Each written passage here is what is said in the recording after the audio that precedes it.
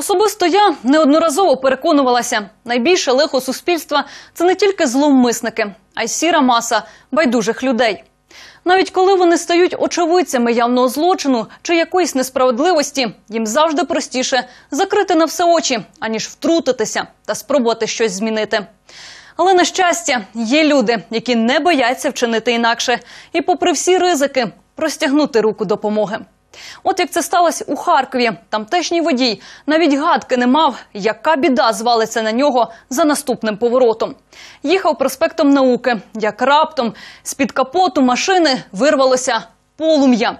Нажаханий кермувальник ледве встиг натиснути на гальма і зупинився неподалік станції метро «Ботанічний сад». А зараз на секунду уявіть. В тому місті поруч була купа інших припаркованих автомобілів і купа людей. БМВ з чоловіка лише більше розгорялося. Благо, водій встиг вискочити. Але в паніці він навіть не знав, що робити, адже полум'я могло перекинутися і на інші авто. Це не беручи до уваги, що будь-якої миті вогонь міг дістатися палива і БМВ вибухнуло б. І тут, благо, не розгубилися інші водії. Навіть не роздумуючи про небезпеку, кілька чоловіків кинулись до палаючої автівки із власними вогнегасниками. Разом їм вдалося приборкати вогонь ще до приїзду пожежних. На відео помітно, як один з них жестом показує комусь «все добре». І справді, із такими рішучими чоловіками віриться, що так і буде. Щодо ж причин загорання, то пізніше помічник начальника обласного управління ДСНС Ігор Лупандин повідомив, інцидент стався через технічні несправності машини. Чуйність та добросердечність. Наступна історія якнайкраще розкриває ці два поняття. У Хмельницькому, неподалік нерегульованого пішохідного переходу, люди почули жалібне скавуління. Швидше за все були ті, хто не звернув на це особливої уваги і покрокував далі. Однак близько десятка небайдужих пішли на звук і побачили посеред проїжджої частини собаку. Вона не могла звестися на лапи. Люди припустили, що її збив автомобіль і викликали поліцейських. Прибувши на місце події, патрульні побачили та попередньо оглянули тварину та з'ясували, що, можливо, сталося ДТП, зіткнення, і водій з місця події утік, залишивши тварину просто на проїжджій частині. Навіть думати не хочу, що було б із цією нещасною твариною, аби її вчасно не знайшли. Скільки б ще машин могли б так само вкорочувати їй віку. Та, на щастя, за її життя тепер боролася ціла група людей.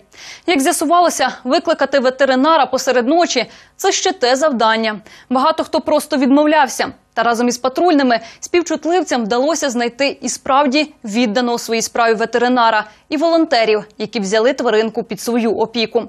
Що розповідають останні – слухаймо. Подзвонили десь 1:30 ночі патрульна поліція і кажуть, що збила собаку машину. І ми позвонили ще до одного волонтера, Главінського Саші, і поїхали разом з ним в притулок, поставили крапельницю, зробили обезболюючі уколи, кровоспинні. Після огляду та рентгену у собаки виявили переломи тазу, ребра, хвоста. Волонтери підозрюють, що у неї можуть бути цуценята. Наразі вони шукають їх, а от поліцейські розшукують водія-втікача. Не стали осторонь чужого лиха й перехожі в Запоріжжі. Близько 20:00 на вулиці Харчовій вони почули крики про допомогу. Виявляється, на молодого чоловіка напав невідомий у балаклаві, побив його та відібрав цінне майно. Кілька чоловіків одразу кинулись за нападником, наздогнали його та тримали аж до приїзду поліції. Тим, кому здається, ну і що тут такого, ну молодці, я пропоную поставити себе на їхнє місце.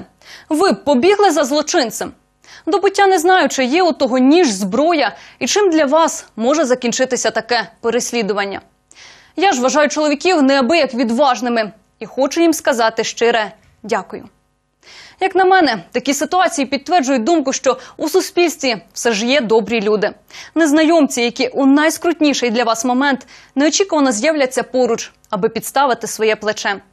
Вірю, з такими небайдужими людьми, справжніми героями у нашої держави та в серцях мільйонів українців надія є.